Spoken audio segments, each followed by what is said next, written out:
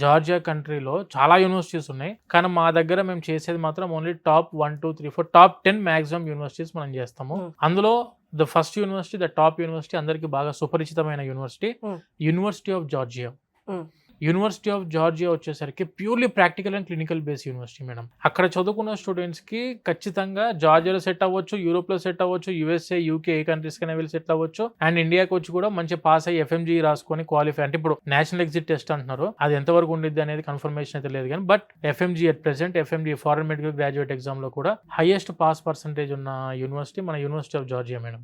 And when coming to second university వచ్చేసరికి Ken Walker international university. Ken Walker international university purely follows US medical doctor curriculum, USMD curriculum. ఇప్పుడు మనం MBBS ని other countries లో MD అంటారు, medical doctor. అది Ken Walker యూనివర్సిటీలో దాని పేరు USMD, United States medical doctor. ఎవరైతే USA కి వెళ్ళి ఫ్రీగా PG చదువుకుందాం అనుకుంటున్నారో ఖచ్చితంగా వాళ్ళు తీసుకోవాల్సిన కోర్సు USMD. అంటే అప్పుడు అనుకోవచ్చు మళ్ళీ మన ఇండియన్ కరికులం ఉండాలంటున్నారు కదా మీరు, ఇండియన్ కరికులం లేదు కదా మరి USMD కరికులం కదా అని. అలా కాదండి, ఇండియా కూడా ఫాలో అయ్యేది బ్రిటిష్ సిలబసే, US కూడా ఫాలో అయ్యేది బ్రిటిష్ సిలబసే.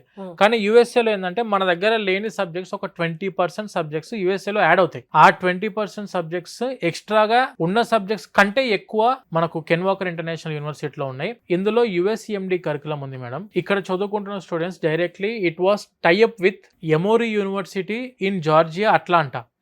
USA లో జార్జియా ఉంది ఇంకోటి state, it is a state USA లో. జార్జియా యొక్క క్యాపిటల్ సిటీ పేరు అట్లాంటా. అట్లాంటాలో ఎమోరీ యూనివర్సిటీ ఉంది, one of the world's top 10 universities for medical. అలా మనకు ఈ కెన్ వాకర్ ఇంటర్నేషనల్ యూనివర్సిటీలో చదువుకుంటున్న students for the clinical observations every year they can go for Emory university. అక్కడికి వెళ్తే వీళ్ళకి ఏంటి సార్ ఉపయోగం అని చెప్పాలంటే, ఇప్పుడు మీరు USAకి వెళ్ళి ప్లాన్ చేసుకుందాం PG అనుకుంటున్నప్పుడు ఫ్రీ PG ఉంది కాబట్టి ఇక్కడ నుంచి మీరు అక్కడ క్లినికల్ అబ్జర్వేషన్స్ కి వెళ్ళినప్పుడు అక్కడ లెటర్ ఆఫ్ రికమెండేషన్స్ వస్తాయి ఫ్రమ్ ఏ యాక్టివ్ ఫిజిషియన్. ఇప్పుడు మీరు జనరల్ మెడిసిన్ చదువుదాం అనుకుంటారా, స్పెషలైజేషన్ లో పిడియాట్రిక్స్ చేద్దాం అనుకుంటున్నారా, అది మీ మీద డిపెండెంట్. దాని మీద మీరు 4th ఇయర్ స్టార్ట్ అయిందా, ఇంటర్నల్ మెడిసిన్ స్టార్ట్ అయిన వెంటనే ఖచ్చితంగా క్లినికల్స్ కి వెళ్లాల్సి ఉంటుంది. అది మీరు అక్కడే చేస్తారా, క్లినికల్ అబ్జర్వేషన్స్ USAకి వెళ్ళి పార్టిసిపేట్ చేస్తారా, చేయొచ్చు.